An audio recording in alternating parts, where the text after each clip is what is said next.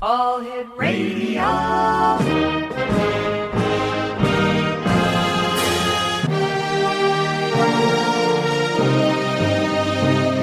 Welcome to the X Zone, a place where fact is fiction and fiction is reality. Now, here's your host, Rob McConnell.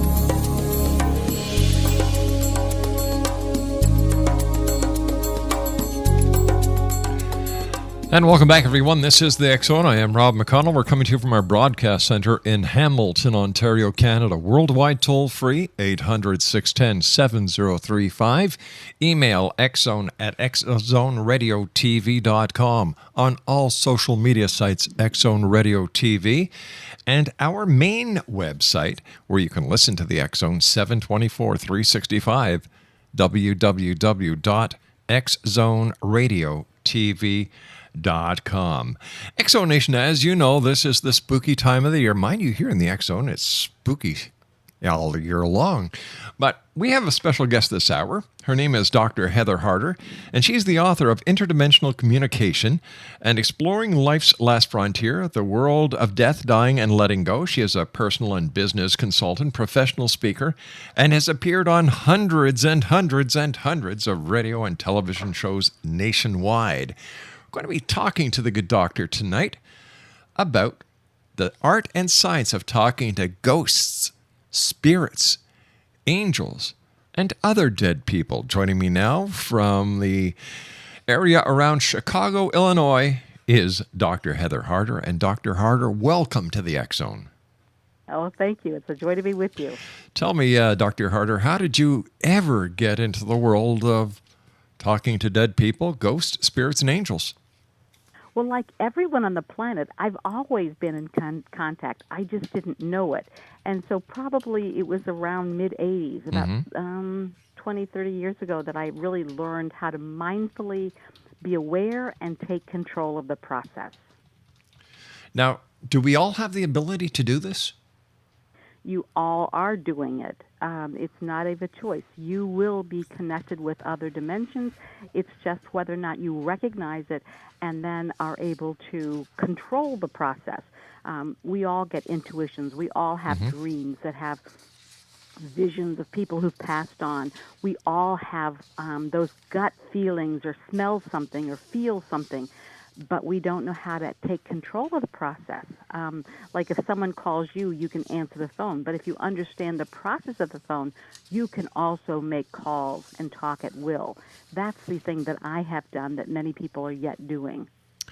So if this is an inherent ability that we all have, Doctor, how come people revere psychics and other members of the world who have an uncanny ability, or so they think, to use divination to communicate? Why don't we just know how to do it ourselves? Well, because we don't trust ourselves. We don't think we're worthy. Just like in business, we go to business experts, we go to business coaches to tell us what we already know. Psychics just do it from another dimension. They're people who are able to give us information and sometimes proof that they know what they're talking about. And it's easier than tapping into our own resources. You've got to trust yourself first, and that's the hardest thing for humanity to do.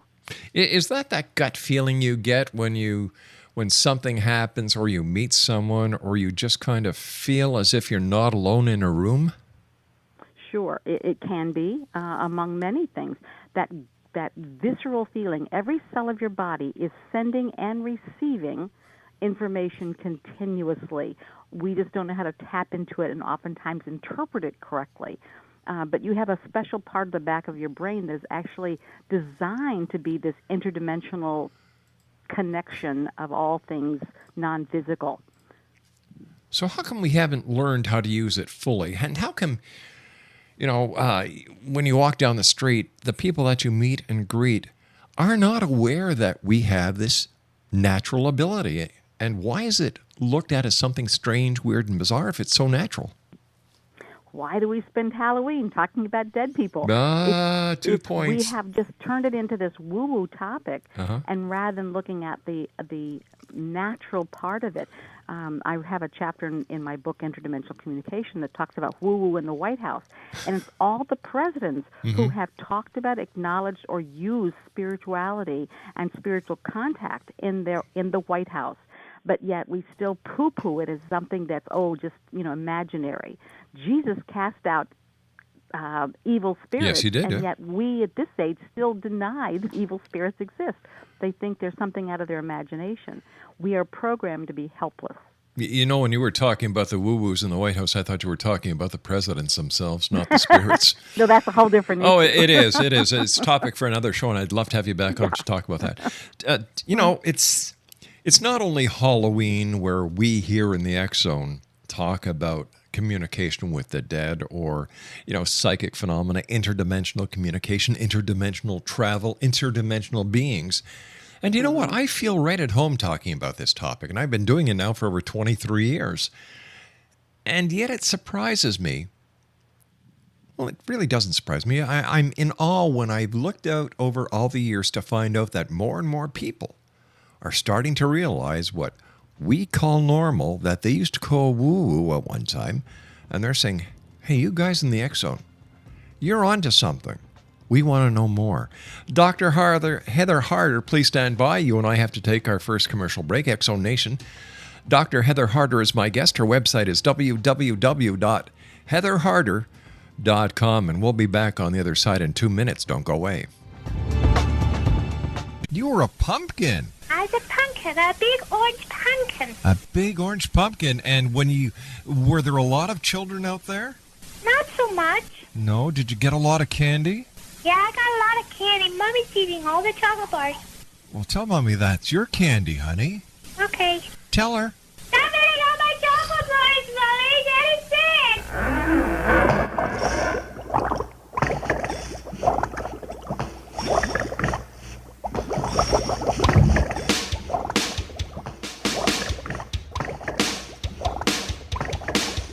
I was working in the lab late one night when my eyes beheld an eerie sight. For my monster from his slab began to rise, and suddenly... Welcome back, everyone. Dr. Heather Harder is my guest this hour, where she is the author of Interdimensional Communication, the art and science of talking to ghosts, spirits, angels, and other dead people. Her website is www.heatherharder.com. And, Dr. Harder, I am a firm believer that Halloween is a holiday that was created by dentists. Just in order, because, dentists are, I've got a friend who's a dentist, and I said, what's your busiest time of the year? And he looked at me with a big grin on his face. He said, about 3.5 weeks after Halloween. Oh, how funny. Okay, so let's talk about the dead. Now, you've got a PhD. You've got real credentials. How do your fellow PhD doctors and the people that, are in the higher school of education, how do they feel about what you do? And Well, I can say that they're often horrified. And I teach at a faith-based university. And so that religious build and spirit communication often are at odds with each other, although a few years back the Pope did say that not only is it possible, but highly likely that people are talking to dead people. So he has been blessed by the previous Pope. My mother was horrified that I would talk about talking to dead people. It was certainly something she wanted to keep in the closet. I think she would have preferred that I be anything but spiritually connected. And still, we have more spiritual people in the closet than we do gays. So it's something that we're only learning to, bring into the polite conversation and accept it as part of our reality. So how do you define a dead person, or dead people? It seems that you lump angels, spirits, ghosts into one category of dead people. Mm-hmm. Well, medical science says that you're alive if you've got a heartbeat, a brain wave, if you have a breath. It has very clear definitions for what live means. Well, if you take those away, then dead people are all those others who don't have a breath, who don't have a pulse, who don't have a heartbeat, who don't have a brainwave, and they fall into all different categories after that. Those that are the most spiritually exalted are the angels. They're working on God's team. They're helping us become better. They can manifest in many, many ways in our lives. And then all the way through poltergeists, who are those who are really kind of the unpleasant, disquieting ones that intentionally want to disrupt your life. So we have a full range of what I call dead people. You know, over the years, you've seen an increase in the media coverage and television programming when it comes to the paranormal. It started with the X-Files, and then you had the mystery shows, and then, it goes from one to the other, the ghost hunting shows. And, right. And I see dead people. Yeah. So why do you think in the last, I'd say 15, 20 years, all the attention that the paranormal has been getting? Well, because we're waking up. We have been locked into a third-dimensional world that what is real can be touched, tasted, smelled, heard, felt with our fingers. Now what we're doing is recognizing we could live in a much bigger world. As we stepped outside the planet and went into space and started looking at the planet from afar, we begin to see how much bigger the world is. And we're beginning to recognize that we're more than those five senses, that we can see things that can't be seen. Government has spent billions of dollars teaching people how to do remote viewing to spy in other countries. Certainly they know it's real. And so we're just beginning to awaken that we are much more than what our physical bodies and what the world has conditioned us to believe. Why would someone, in your opinion, want to talk to dead people or someone who's dead? Oh, my gosh. Think of all the dead people out there. I've spent a lot of money for coaching. I can get better coaching from better qualified people from my dead friends. I get advice on every aspect of my life, from business to my writing. I get all kinds of support. When I was involved with politics, I had a conversation with Abraham Lincoln. Wow. You can't get a higher authority than Abraham Lincoln when you come to politics. And one of the things he told me is those who claimed to be his friend plotted his demise. That was his words. And so I've talked about Social Security with FDR.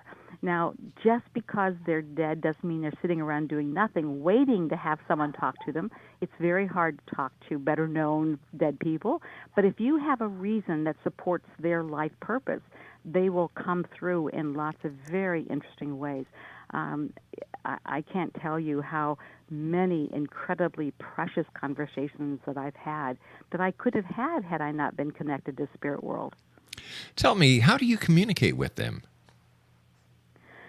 Well, different ones communicate differently, but and I have used lots of different senses. I've even been talking to someone in real life.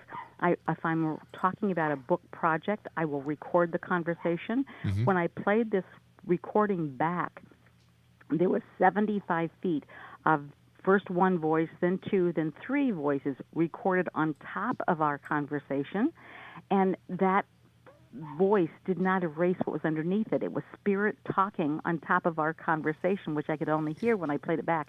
And it wasn't this gravelly thing that they say, oh, this is what they're saying. It was very clear, distinct language that you could hear. I've had, most of the time, I connect energetically, like I can feel your energy through your voice print. And then if you were to say something about, say, your wife, then I can feel her energy through your voice print. So I feel energetically the connection with spirit, and then I follow that pattern back, and then I get information sort of through a visceral kind of experience. But I have heard voices both inside and outside. I have felt things. I have seen things. I teach classes and teach people how to become mindful and aware of their communication style. And doing that, I have experienced almost every way that my students have experienced. What was it Some like? people hear voices in their head, out of their head. I mean, there's all kinds of ways to connect.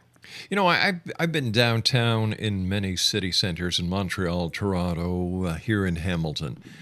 And at one time, I used to see people talking to themselves, and I thought, oh, my gosh, you're a little off the wall. But after doing this show for 23 years, I look at them totally differently now. Now, I know there are some people out there, God bless them, who have challenges. But then there are other Or earphones. people. Or earphones, that's right. But then, after speaking to the many people I've done, including people like yourself, I say, I put a smile on my face and say, they know. They're talking. People are listening. They're not talking to themselves. Yeah. And I think when you come to that revelation, you start looking at the entire world totally differently. Well, I've been told that many of our highest spiritual beings on the planet living right now are living in our homeless, that they're here to show us that we're not home until we're all home. And this, connecting with our lineage is part of that traveling back to home. We are all united. We are all one. We have to awaken to the greatness of who we are and own that in order to really reunify with the whole of all the universe. You see, I agree with you 100%. I agree that we are all one. And for some reason, instead of bringing us together, religious philosophies are actually putting wedges between us. My religion is better than yours. And I think that this is all part of the test to see how we can forego the wedges that are being put into our lives to bring us all back together as one. I agree. Yeah. If I can separate you, I can control you. Look at Lincoln's famous House Divided speech. That was the whole concept. If I can make you fight against someone else, then I can better control you. And in fact, I went to, in my political experiences, I went to campaign trainings that taught you how to get people in fear. Because if I can get you in fear, I can control you. Yeah. I can make you not vote for my opponent, or I can make you vote for me based on manipulation of fear. So there's a whole lot of stuff out there that makes us want to be divided, because then we're controllable. And those who have the power will continue to have the power. If we become empowered by truly knowing who we are, no one or nothing can control us. What was it like when you were speaking to President Lincoln? How did you feel knowing that you were talking to one of the greatest icons in history? It was shocking and very humbling. People said, well, why didn't you ask him this? I mean, I was shocked. First of all, I'd gone to Washington, D.C., and I was there for a conference, and then I had gone down to the Lincoln Museum that there is below the Ford Theater, and seeing his things and feeling his energy. And if you know the history of Lincoln, he was hated during his day. He was not the revered man he is today. He was criticized and slammed whenever there was opportunity. He was slovenly. They say he was so dirty. They had seeds growing in his office there in Springfield. He really wasn't well respected during his time. And so I just sort of sit down and mentally sent him a thank you note saying, I know that you didn't get to experience the awe that people have for you, but now know that you are recognized as being one of the greats. And I just literally sent him a letter sitting on the bench. I went on to my meeting a few hours later, and I felt this incredible energy. If you could imagine having invisible chocolate pudding around you, it was that thick and that tangible, and this energy came through me. And then my pen, and again, I'm well educated. I have a PhD. I write normal. My pen went to this very unusual way of holding it, and then and I'm watching my hand move. This whole letter came through from Abraham Lincoln. Wow. And it was basically a response to my letter to him, and it talked about, I was involved in politics, and I was going to have this experience, I was going to have that experience. In fact, the letter is reprinted in the book Exploring Life's Last Frontier. But one of the lines was, those who plotted my demise, those who claimed to be my friend also plotted my demise, and you too shall have those who sabotage you, or something along that effect. And it was signed A. Lincoln. I didn't know how Abraham Lincoln signed his name, but it was signed very distinctly A. Lincoln. And then when I'm looking at his signatures later on and going, oh my God, that's exactly how he signed his name on my letter. And I felt, I really was in awe. I mean, I don't know who you respect so much that if you were to see them, you would be without speech. And that's how I felt. It was just such an awesome experience to have this incredible energy. This Doctor, incredible you and I have to greatness take our news break. Please stand by. Exonation Dr. Heather Harder is my guest. HeatherHarder.com, and we'll be back on the other side of this news break. Don't go away. I'm Rob McConnell, and welcome to the X Zone, a place where people dare to believe and dare to be heard. Today on the X Zone, contacting the dead by phone.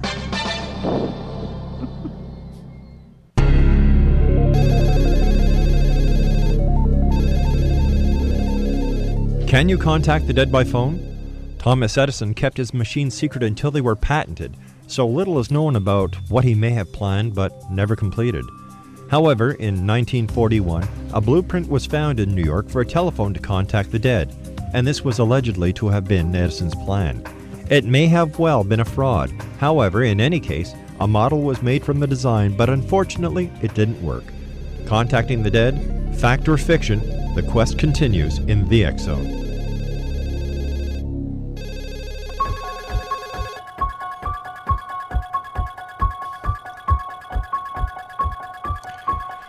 Exonation Dr. Heather Harder is our guest this hour. She's the author of Interdimensional Communication, The Art and Science of Talking to Ghosts, Spirits, Angels, and Other Dead People. Her website is www.heatherharder.com. You know, during the commercial break, Dr. Harder, you and I were talking about, what it must have been like for you to actually communicate with the late, great President Abraham Lincoln, and so you also do from let me see. Would you call what you do channeling?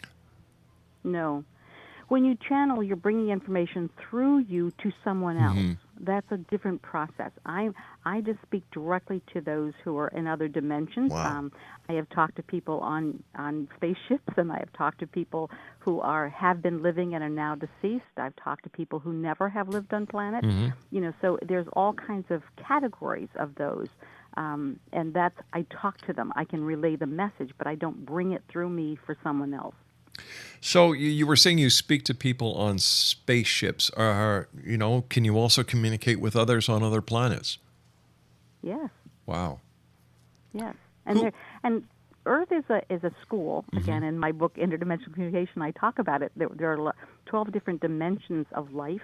Earth is transferring from third dimension, which is locked into physical reality, into fifth dimension, where you understand that we're all part of that oneness.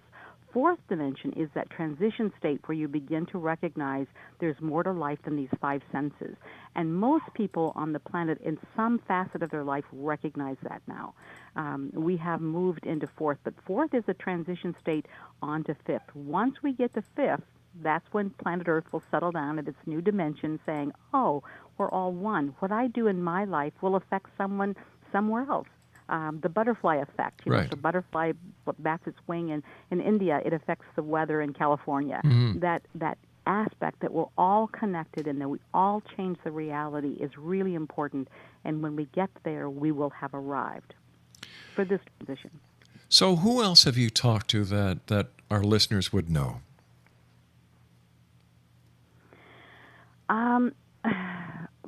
I don't get names for a lot of people because Okay. I have been told that I need to learn to trust the unnamed force because my job is to teach other people to awaken. So if I'm always talking to Aunt Bertha, I'd be teaching people how to connect to Aunt Bertha or Saint Germain or somebody. I understand. And so for me, I don't get a name, I just get energy fields. But I get a lot of demonstrations. I've done workshops for all priests and nuns. I've done workshops for all ascetic Jews in New York. I've done workshops for doctors and nurses. And in fact, in one of those workshops, there was the head of nursing for this one hospital she was a very large lady. I'd say well over 300 pounds. And so I'm using her to demonstrate how you can see when spirit comes in. You can see certain things in your body, and I teach people how to recognize what it looks like and how it feels. And all of a sudden, her body, and this is a very big body, starts bouncing about 6 to 9 inches off her chair.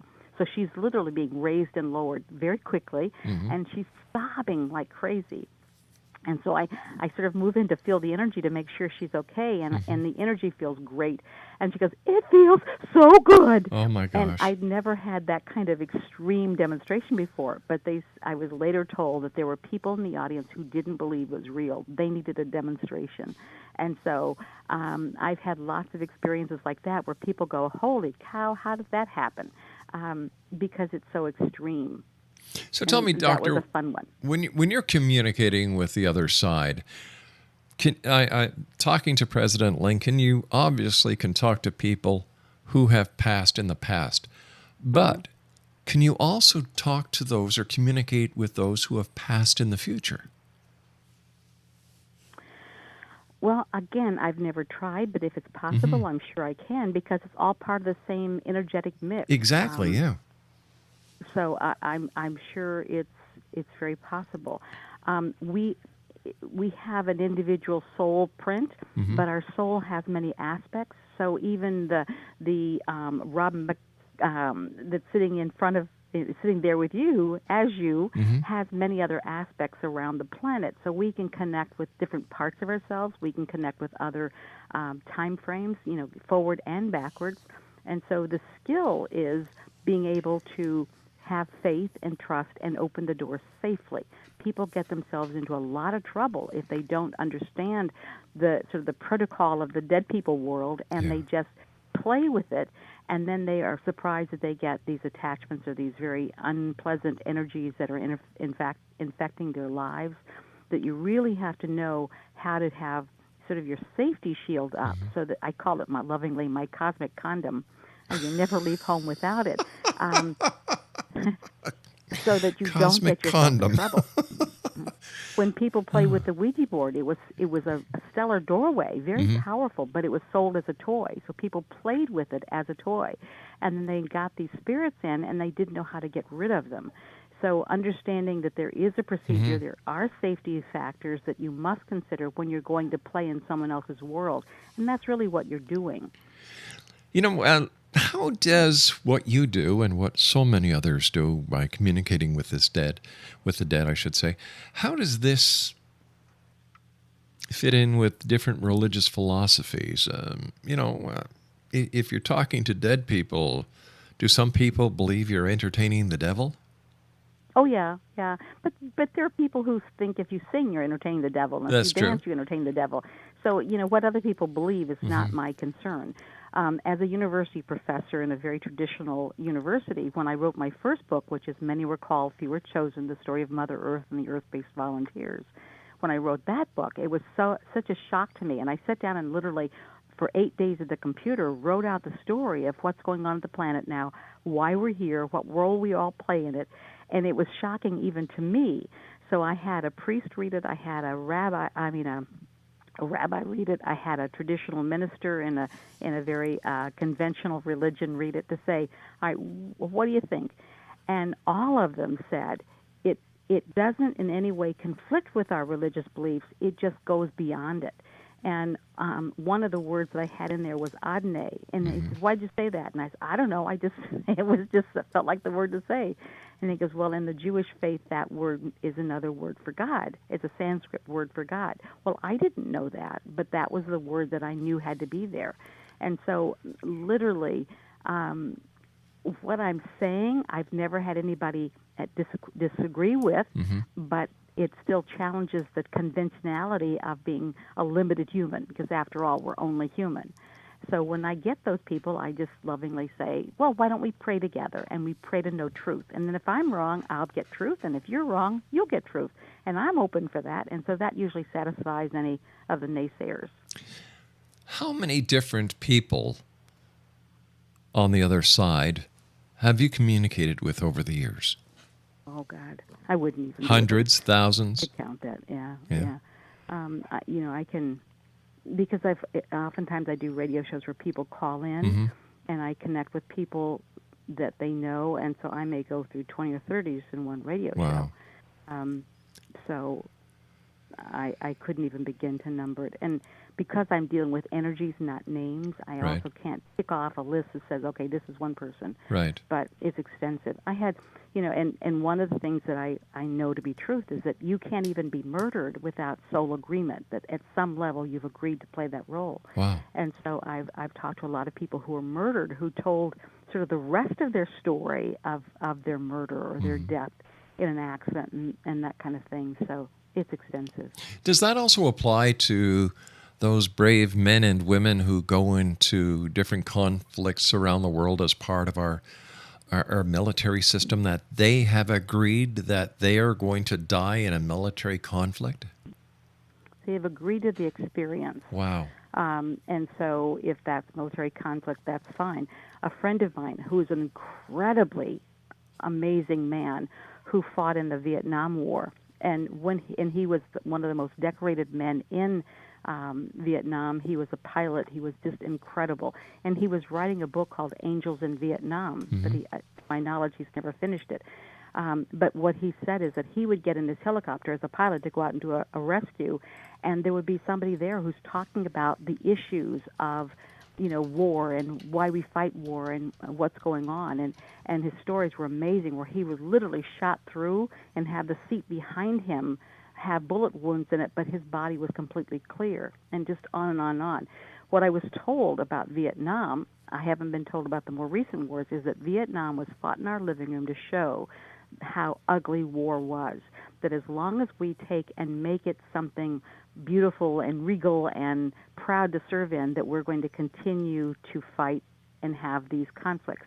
That there is a better way, a higher way, but as long as we worship war, we're not going to look for them. And so when we had Vietnam in our living rooms, and it was broadcast daily, live from the battlefront, what we decided to do, or the leaders of our country decided to do, is just change channels. They just said no more broadcasting from the field. So now we see a sanitized war. We don't see the ugliness of it as much. Going back to 2000, you were running as a presidential candidate, if I'm not mistaken. And one of the part of the platform that you were running on was the getting the truth out about UFOs. Yes. Has your viewpoint changed over the years? Oh, heavens, no. And again, we have such craziness going on in Washington where they say, first of all, they say, oh, UFOs don't exist. But then we have laws on the book that say if you talk to a UFO or an alien presence, you can be put in quarantine forever. So they have all these laws that govern contact. They have copyright laws. You cannot copyright off-planet information that you receive through various spirit forms, and yet they say they don't exist. So it's just a huge joke. I loved one of your quotes, and this is it: UFOs exist and have always existed. You must only view the Nazca lines in Peru as proof. No amount of government denial will change my beliefs. Yeah. Good for you. And it's truly, and if you go out, once you're heart-centered, and that's a key, you've got to be heart-centered, not mental-centered. The mind is a tool that we use for various functions, but when we are really coming from our soul self, we're coming from the heart place. Once your heart connected, you can go out and lay and watch the stars, and I do it with groups all the time, and literally talk to the spaceships, and they will identify themselves. They'll change size, they'll change colors, they'll move in very erratic, like make little triangle patterns. They'll do things so that you can recognize them and see them. They want us to awaken to who we are, and they're doing all kinds of things to help us. But there's also the other side, because in the alien world, as in every other world, there's the good and the not so good. There are those who also want to keep us controlled and keep us in our little boxes so that the people who have the power keep the power. And so just as on Earth there's that push between greater self and little self, there is in the alien world as well. So let me ask you, Doctor, after the communication that you've done for yourself and for others, the work and your beliefs in extraterrestrials and interdimensional communication, let me ask you a very simple question. Why are we here? Oh, we're here to help the Earth. And that's the whole Many Were Called story. Back when the Earth was being developed, it was developed as a playground where every thought we have becomes our reality. We live in a world that can be anything we choose it to be. That was the fun of it. Wow. But those who created this world never thought that we would choose hate and violence, never thought we would choose discrimination and all the icky things of life, control, domination. And so there were never any safeguards put into place. Well, our consciousness determines our vibrational level, what with the thoughts we think affects who we are, and collectively we affect the Earth. So when we started doing judgments and other kinds of things on this planet, we literally jeopardized the health of the planet. Pollution is a manifestation of the consciousness of that area. So if you look at places of greatest pollution, that's the place of greatest dis-ease in the consciousness of that area. And so if it went unchecked, the planet would be destroyed. We're moving closer to that all the time. And so the volunteers from other worlds came to this planet to make a difference. It's why we have so many tree huggers and so many people who are professing love and light and how, and the spiritual awakening and the consciousness and the health issues and all the other facets of helping create a better mindful life now is so prevalent on the planet because collectively we impact the vibration of the planet. And it's the vibration of the planet that we're here to change. But to do that, we have to impact humanity. So would I be correct in saying that the original idea for this planet was to be the holodeck for humanity? A holodeck? I don't know what that Holodeck.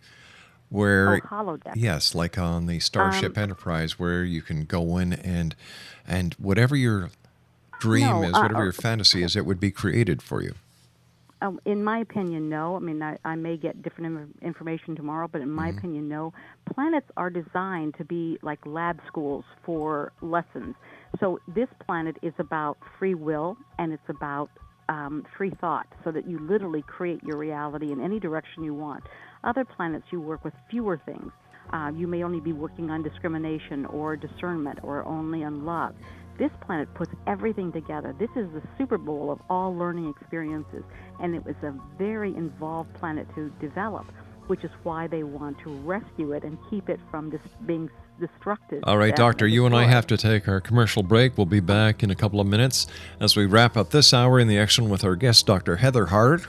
Her website is www.heatherharder.com.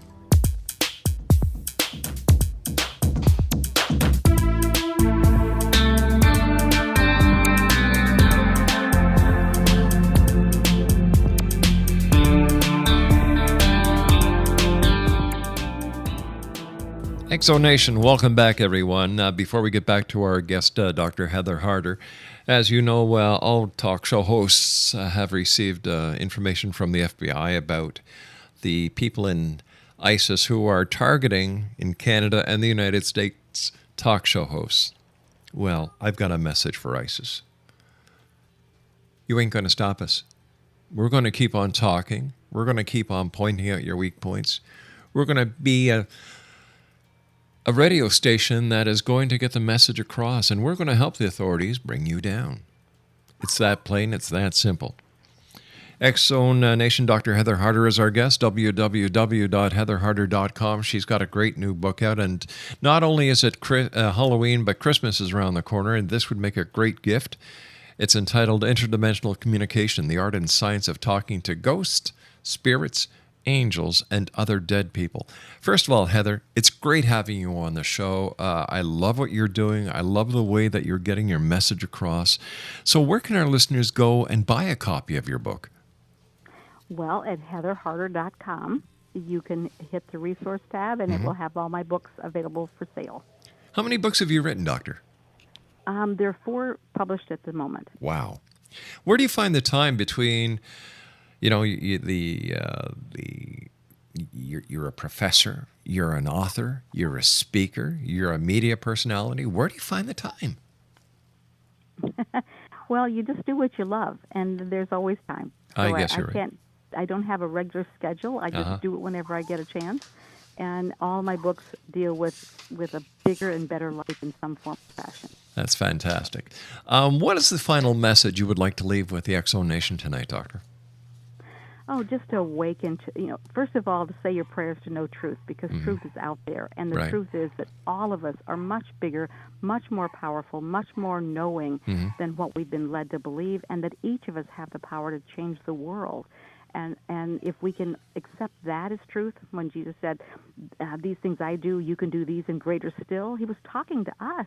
We are capable of more than what Jesus did if we are willing to be open to the truth. You see, I like Then we that met. because I've always believed that the key to our existence is in the very first part of Genesis, where it's written, and God said, let us create man in our image and our likeness. Therefore, in my opinion, if we're created by God in his likeness and his image, then we ourselves are God's. And we hold the power, and we hold the key to all the secrets in our hands. Absolutely. And I feel that image is the base word of imagination, that we're created in God's imagination, and we create in our imagination. And that when we co-create, we're coming from that place of goodness within us, and we can create the world that we want. We can create the political leaders that we want and not the ones that we vote for. I mean, we have all the power in just changing our thoughts to change our reality. Heather, it's been great talking to you. I wish you continued success, and I look forward to the next time you and I talk here in the X Zone. What's our next talk going to be about? Whatever you choose. Thank you. Take care of yourself. Put in a request and I can get all kinds of information. Super. I want to thank you once again, Heather. Congratulations on your new book, Interdimensional Communication, The Art and Science of Talking to Ghosts, Spirits, Angels, and Other Dead People. Until the next time we meet, be safe. Thank you. X Zone Nation, that's Dr. Heather Harder. Her website is www.heatherharder.com. I'll be back on the other side of this commercial break with the news as we continue here in the X Zone from our broadcast center in Hamilton, Ontario, Canada. If you'd like to send me an email, the email address is xzone@xzoneradiotv.com, on all social media sites, X Zone Radio TV. And you can listen to the X Zone 724-365 at www.xzoneradiotv.com. Once again, Dr. Heather Harder's website is heatherharder.com. We'll be back on the other side of this news break. Don't go away.